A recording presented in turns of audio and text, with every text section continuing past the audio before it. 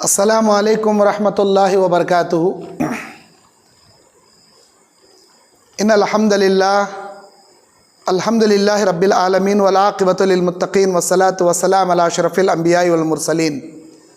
औज़ु बिल्लाहि मिनश शैतानिर रजीम। बिस्मिल्लाहिर रहमानिर रहीम। इन्ना अअतैनाकल कौसर फसल्लि लिरब्बिका वन्हर इन्ना शअनियका हुवल अबतर। मोहतरम दीनी और इस्लामी भाइयों, पर्दानशी मेरी माँ और बहनों, आज 24 जुलाई 2024 बरोज़ चहारशंबा कोएट के ऑनलाइन के इस प्रोग्राम में सिलसिला सहाबियात का ये सिलसिला जो जारी और सारी है, जिसमें उम्महातुल मोमिनीन की सीरत आपके सामने पेश की जा रही थी, उसी की एक कड़ी आज आपके सामने पेश की जा रही है। आज नबी करीम सल्लल्लाहु अलैहि वसल्लम की ज़ौजा मोहतरमा आप अलैहिस्सलातु वस्सलाम की अहलिया नबी सल्लल्लाहु अलैहि वसल्लम की ज़िंदगी में तमाम ख़वातीन का ज़िक्र आपके सामने पेश किया जा रहा था। आज आपके सामने सीरत मारिया क़िब्तिया रज़ी अल्लाहु अन्हा, इनकी सीरत हम पेश करने बैठे हैं। हज़रत मारिया क़िब्तिया रज़ी अल्लाहु अन्हा पहले मसीह थी, यानी ईसाई थी। इनको बाज़ंतीनी मुल्क का मक़ूक़स बादशाह ने नबी करीम सल्लल्लाहु अलैहि वसल्लम को तोहफ़े में दिया था। उम्मे इब्राहीम आपकी कुन्नियत है और मिस्र के पास एक ज़िला अनसा या अनस, इस गांव के रहने वाली थी। ये इनका आबाई वतन था। सन 7 हिजरी में नबी करीम सल्लल्लाहु अलैहि वसल्लम ने तमाम बादशाहों के नाम खतूत जारी किए थे। उनमें से एक ख़त मिस्र के बादशाह मक़ूक़स के नाम भी आप अलैहिस्सलाम ने एक ख़त रवाना किया था। इस ख़त को ले जाने वाले हज़रत हातिब बिन बल्ताआ रज़ी अल्लाहु अन्हु हैं। नबी करीम सल्लल्लाहु अलैहि वसल्लम के इस्लाम पेश किए जाने वाले इस ख़त को हज़रत हातिब रज़ी अल्लाहु अन्हु मुल्क मिस्र के बादशाह मक़ूक़स के सामने पेश करते हैं। मक़ूक़स इस्लाम तो कबूल नहीं करता, लेकिन तोहफ़े में 2 कनीज़ों को नबी अलैहिस्सलाम के हवाले करता है।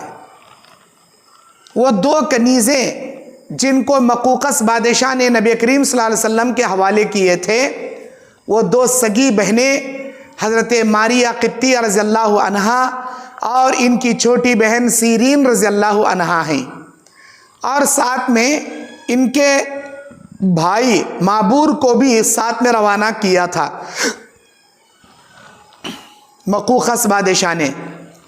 मिस्र से मदीना आते हुए रास्ते में हज़रत हातिब बिन बल्ताआ रज़ी अल्लाहु अन्हु के अखलाक, आपके बात करने का लहजा और आपके शरीफाना रवैये को देख कर हज़रत मारिया क़िब्तिया रज़ी अल्लाहु अन्हा और हज़रत सीरीन रज़ी अल्लाहु अन्हा काफ़ी मुतासिर हो गई। हज़रत हातिब बिन बल्ताआ रज़ी अल्लाहु अन्हु इनके सामने इस्लाम पेश करते हैं और ये रास्ते ही में दोनों सगी बहनें इस्लाम कबूल कर लेते हैं। लेकिन इनके सगे भाई माबूर वो इस्लाम कबूल नहीं करते, बल्कि वो ईसाईयत पर कायम रहते हैं। जब हज़रत मारिया रज़ी अल्लाहु अन्हा मदीना आई तो सबसे पहले इनको हारिसा बिन नोमान रज़ी अल्लाहु अन्हु के मकान में ठहराया गया। अम्मा आयशा रज़ी अल्लाहु अन्हा कहती हैं कि हज़रत मारिया क़िब्तिया रज़ी अल्लाहु अन्हा काफ़ी खूबसूरत और काफ़ी नरम दिल और काफ़ी बुर्दबार दिल की खातून थी। हम इनके पास कसरत से आया जाया करते थे, इनसे बातें करते थे। जब नबी करीम सल्लल्लाहु अलैहि वसल्लम का इनके पास आना जाना शुरू हुआ तो हम इनके पास आना जाना कम कर दिए। फिर उनको मुकाम अल-आलिया में मुंतकिल कर दिया गया, जो आज मक्का में मशरिबा उम्मे इब्राहीम के नाम से मशहूर है। नबी सल्लल्लाहु अलैहि वसल्लम ने इनको उम्महातुल मोमिनीन की तरह पर्दे में रहने का हुक्म दिया और इनसे काफ़ी मोहब्बत किया करते थे اور ان کے ساتھ بڑا بہترین سلوک کیا کرتے تھے۔ حضرت ابو بکر صدیق رضی اللہ عنہ اور حضرت عمر فاروق رضی اللہ عنہ نبی علیہ السلام کے وفات کے بعد یہ دونوں خلفائے راشدین برابر ماریہ قبطیہ رضی اللہ عنہا کے ساتھ نیک برتاؤ کرتے ہوئے ان کے نان و نفقے کا خرچہ برداشت کرتے ہیں اور ان کا کافی حسن سلوک کے ساتھ خیال رکھتے ہیں۔ نبی علیہ السلام کی جتنی اولادیں تھیں وہ تمام کی تمام حضرت خدیجۃ الکبریٰ رضی اللہ عنہا کے بطن سے تھیں۔ حضرت خدیجۃ الکبریٰ رضی اللہ عنہا کے علاوہ اگر کسی نبی علیہ السلام کی خاتون سے کوئی اولاد تھی تو صرف اور صرف حضرت ماریہ قبطیہ رضی اللہ عنہا کے بطن سے اولاد تھی۔ ابراہیم نام کے ایک نرینہ اولاد نبی علیہ السلام کو ان سے ہوئی اور حضرت ابراہیم رضی اللہ عنہ 17 یا 18 مہینے زندہ تھے۔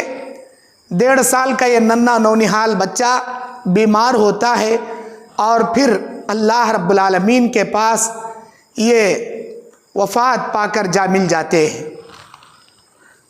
ان کے وفات کا کافی غم تھا نبی علیہ الصلوۃ والسلام کو، بہت زیادہ افسوس کرتے تھے آپ علیہ الصلوۃ والسلام، اور انتہائی نرم دل خاتون ماریہ قبطیہ رضی اللہ عنہا جب ابراہیم رضی اللہ عنہ کا انتقال ہوا تو آپ بہت زیادہ مغموم ہو گئی اور بہت ہی زیادہ اپنی آنکھوں سے آنسو بہانے لگیں۔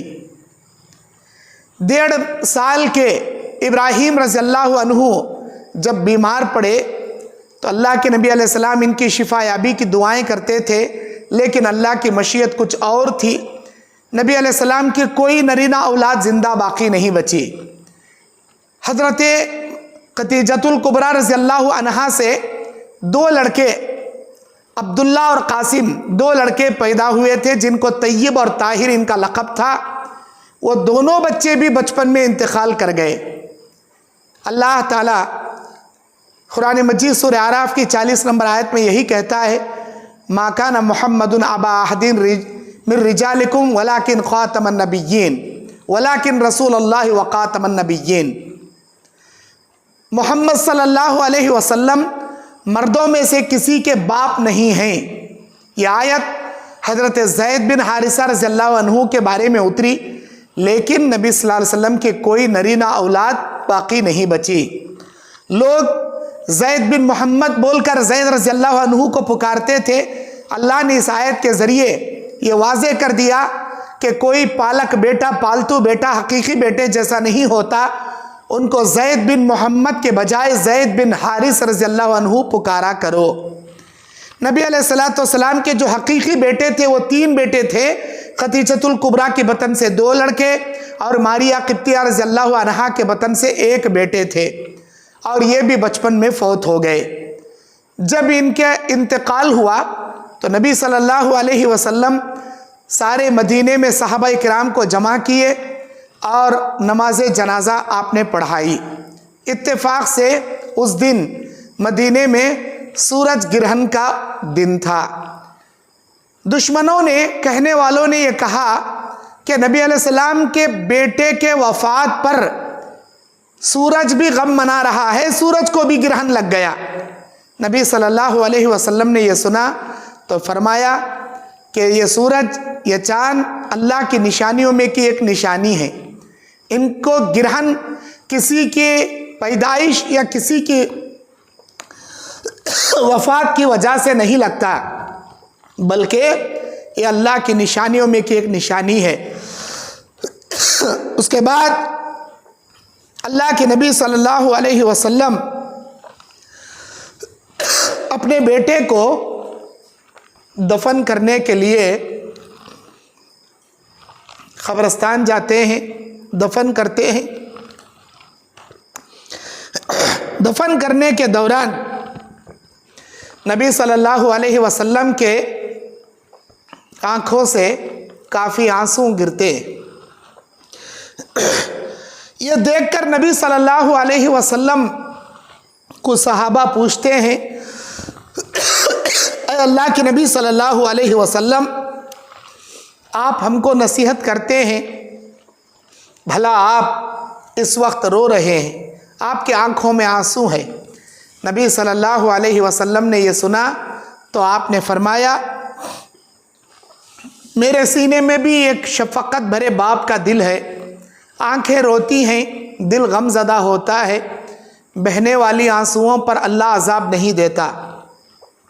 اگر کوئی شخص نوحہ کرتا ہے، چیخ پکار کرتا ہے یا پکار کر روتا ہے تو نوحہ کرنے والوں کو اللہ عذاب دے گا، بہنے والی آنسوؤں پر اللہ کوئی عذاب نہیں دے گا۔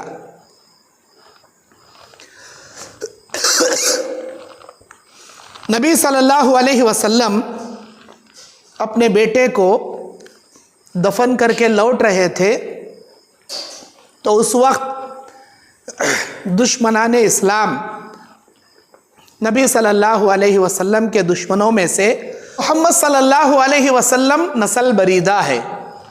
ابو لہب نے کہا تھا یہ محمد صلی اللہ علیہ وسلم نسل بریدہ ہے، یعنی دم کٹا ہے، اس کی کوئی نرینہ اولاد زندہ نہیں بچی، اس کے خاندان کا سلسلہ آگے نہیں جائے گا، اس کا نام و نشان مٹ جائے گا، اس کی کوئی نرینہ اولاد باقی نہیں بچی جو اس کے خاندان کے سلسلے کو آگے بڑھا سکے، یہ نسل بریدہ ہے۔ اس جملے سے تانے دینے لگا۔ نبی صلی اللہ علیہ وسلم کو یہ سن کر کافی زیادہ دل پریشان ہوا، آپ بہت زیادہ غمزدہ ہو گئے۔ نبی صلی اللہ علیہ وسلم کے دل کو مسرور کرنے، آپ کو خوش کرنے کے لیے اللہ تبارک و تعالیٰ نے سورہ کوثر نازل فرمایا۔ اعوذ باللہ من الشیطان الرجیم، بسم اللہ الرحمن الرحیم، انا اعطیناک الکوثر فصلی لربک وانحر انا شأنیک هو الابتر۔ اے نبی، بے شک ہم نے آپ کو حوض کوثر عطا کیا، آپ اللہ کے لیے نمازیں پڑھیے اور اللہ کے لیے آپ قربانی کیجئے۔ انا شأنیک هو الابتر، بے شک آپ کا دشمن نسل بریدہ ہے، آپ کا دشمن دم کٹا ہے، آپ کا نام و نشان اس دنیا سے نہیں مٹے گا بلکہ آپ کے دشمن کا نام و نشان مٹ جائے گا، اور رہتی دنیا تک جب بھی دنیا اس کو یاد کرے گی تو لان تان کے ذریعے اسے یاد کی جائے گی۔ ہم آپ کا نام، آپ کا مقام عزت و سربلندی سے رہتی دنیا تک، دنیا اور آخرت میں روشن کر دیں گے۔ اللہ کے نبی علیہ السلام کو حضرت ماریہ قبطیہ رضی اللہ عنہا کے بیٹے کے غم میں ایک خوشی کا تحفہ حوض کوثر عطا کیا اور فرمایا کہ آپ نسل بریدہ نہیں ہیں بلکہ آپ کا دشمن نسل بریدہ ہے۔ حضرت ماریہ قبطیہ رضی اللہ عنہا چونکہ کنیز تھیں، ایک لونڈی تھی، لونڈی سے پردہ نہیں ہوتا، پھر بھی نبی علیہ السلام نے ان کو دیگر امہات المومنین کی طرح پردے میں آپ نے رکھا تھا۔ آپ کی فضیلت میں نبی صلی اللہ علیہ وسلم نے یہ جملہ فرمایا،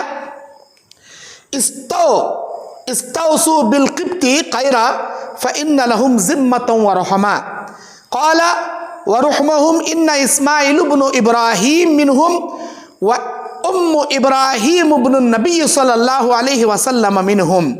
یعنی اس کا ترجمہ یہ ہے کہ اے میرے صحابہ، قبطیوں کے ساتھ، قبطی کسے کہتے ہیں؟ ماریہ قبطیہ، حضرت ماریہ رضی اللہ عنہا کے نام کے ساتھ جو قبطیہ لگا ہے، قبطی عیسائیوں کو کہتے ہیں۔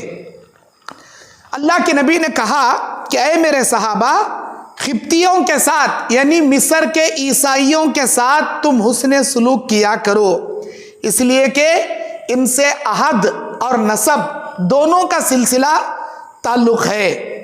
نسب کا تعلق یہ ہے کہ اسماعیل علیہ السلام کی والدہ ہاجرہ اور میرے بیٹے ابراہیم کی والدہ ماریہ، ان دونوں کے خاندان کا سلسلہ یہی عیسائی ہیں، انہی سے ان کا تعلق ہے، انہی قبطیوں سے ہے، اسی لیے تم ان کے ساتھ حسن سلوک کیا کرو۔ اور عہد کا بھی ان سے تعلق ہے کیونکہ ان سے معاہدہ ہو چکا ہے۔ وَكَانَتْ مَارِيَةُ هَذِهِ مِنَ الصَّالِحَاتُ الْخَيْرَاتُ الْحَسَانِ، حضرت ماریہ قبطیہ رضی اللہ عنہا انتہائی نیک اور پاکیزہ اور صالح اور بڑی ہی نیک سیرت خاتون تھیں۔ آپ کی زندگی میں ایک ایلا کا واقعہ ہوا۔ ایلا کا واقعہ کہتے ہیں سن 9 ہجری میں بعض ازدواجی خانگی معاملات کی بنا نبی صلی اللہ علیہ وسلم اپنی ازدواج مطہرات سے علیحدگی اختیار کر لیے تھے، اسی کو ایلا کہتے ہیں۔ ایک مرتبہ نبی صلی اللہ علیہ وسلم کی باری ام المؤمنین حضرت حفصہ بنت عمر بن خطاب رضی اللہ عنہا، ان کے پاس نبی علیہ السلام کی باری تھی۔ حضرت حفصہ رضی اللہ عنہا کے پاس نبی صلی اللہ علیہ وسلم حضرت حفصہ کے حجرے میں پہنچے تو دیکھا وہاں حفصہ نہیں تھی۔ حفصہ کے حجرے کے بالکل بازو میں حضرت ماریہ قبطیہ رضی اللہ عنہا کا حجرہ تھا۔ جب نبی نے دیکھا کہ حفصہ وہاں اپنے حجرے میں موجود نہیں ہے تو آپ حضرت ماریہ قبطیہ رضی اللہ عنہا کے حجرے میں آپ آ گئے۔ آپ حضرت ماریہ قبطیہ رضی اللہ عنہا سے باتیں کرتے بیٹھے۔ بعض روایت میں آتا ہے کہ اللہ کے نبی نے ماریہ قبطیہ کو بلا لیا، حفصہ ہی کے مکان پر نبی علیہ السلام ماریہ قبطیہ سے باتیں کرتے بیٹھ گئے۔ جب تھوڑی دیر کے بعد حضرت حفصہ رضی اللہ تعالی عنہا اپنے حجرے میں آئیں تو دیکھا نبی صلی اللہ علیہ وسلم ماریہ قبطیہ رضی اللہ عنہا کے ساتھ باتیں کرتے بیٹھے۔ یہ بات حضرت حفصہ رضی اللہ عنہا کو انتہائی ناگوار ہوئی اور کافی ناراض ہو گئی۔ اللہ کے نبی صلی اللہ علیہ وسلم اس ناراضگی کو دور کرنے کے لیے حضرت ماریہ قبطیہ رضی اللہ عنہا سے چند دن علیحدگی اختیار کر لی۔ بعض روایت میں آتا ہے کہ آپ کئی دن ان کے پاس نہیں گئے، جبکہ اس معاملات میں حضرت ماریہ قبطیہ رضی اللہ عنہا کی کوئی غلطی نہیں ہے، وہ تو معصوم ہیں۔ ان کو بلا کر نبی باتیں کرتے بیٹھے تھے، حضرت حفصہ رضی اللہ عنہا ناراض ہوئی تو ان کے ناراضگی کو دور کرنے آپ نے ماریہ قبطیہ سے علیحدگی اختیار کر لی چند دنوں تک، جبکہ اس میں حضرت ماریہ قبطیہ رضی اللہ عنہا کی کوئی خطا نہیں تھی۔ اس روایت میں بھی ایلا کے اس روایت میں مورخین کا اور محدثین کا بہت زیادہ اختلافات پایا جاتا ہے۔ خیر، ان کی وفات حضرت عمر بن خطاب رضی اللہ عنہ کے دور خلافت میں سن 16 ہجری کو ہوئی۔ بعض روایت میں آتا ہے کہ نبی علیہ السلام کے گزرنے کے 5 سال بعد حضرت ماریہ قبطیہ رضی اللہ عنہا کا انتقال ہوا۔ اس لحاظ سے 15 ہجری کو حضرت عمر بن خطاب رضی اللہ عنہ کے دور خلافت میں حضرت ماریہ قبطیہ رضی اللہ عنہا کی وفات ہوئی۔ جب حضرت عمر بن خطاب کو پتہ چلا کہ حضرت ماریہ قبطیہ رضی اللہ عنہا کا انتقال ہوا ہے تو تمام صحابہ اکرام کو جمع فرمایا اور خود حضرت عمر بن خطاب رضی اللہ عنہ نے آپ کی نماز جنازہ پڑھائی اور بقیع قبرستان، مدینے کے مشہور بقیع قبرستان میں آپ کو دفن کیا گیا۔ یہ تھی سیرت حضرت ماریہ قبطیہ رضی اللہ عنہا کی، جن کی سیرتوں سے ہم کو عبرت حاصل کرنا چاہیے۔ اللہ تعالیٰ سے دعا ہے اللہ تعالیٰ ان تمام نیک سیرت صحابیات رضوان اللہ علیہم اجمعین کی سیرت سے امت کی تمام خواتین کو عبرت حاصل کر کے ایمانی زندگی گزارنے کی توفیق عطا فرمائے۔ آمین۔ وصلی اللہ علی نبینا محمد وبارک وسلم وآخر دعوانا الحمد للہ رب العالمین۔ السلام علیکم ورحمۃ اللہ وبرکاتہ۔